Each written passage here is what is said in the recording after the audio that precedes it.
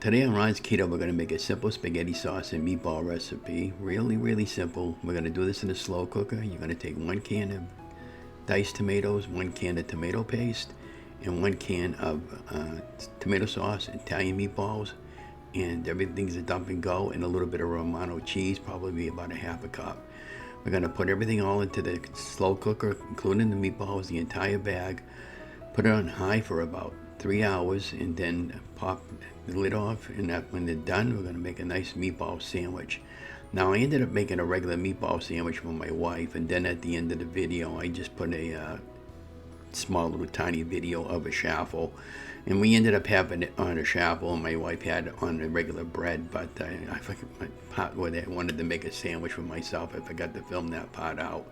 So anyways, it's really a simple recipe. I didn't put any spices in here or anything like that. I wanted to keep it basic and simple, and came out really phenomenally well. And then I ended up taking the rest of the sauce and meatballs, and I ended up putting it into a Ziploc bag for a future meal down the road.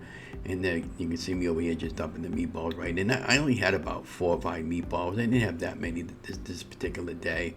And I know that those meatballs I bought aren't really keto, because they probably had some breadcrumb in there or whatever. But again, you do you, and again, my wife doesn't do keto. I'm the only one in the family that does keto, and I have to do what's right for us in our budget, according to what I can afford every week.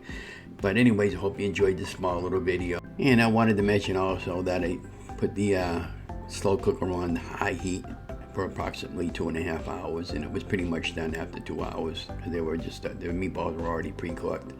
And then I took it out, and again I put these into a Ziploc bag, and I'll get a couple of meals out of this for sure.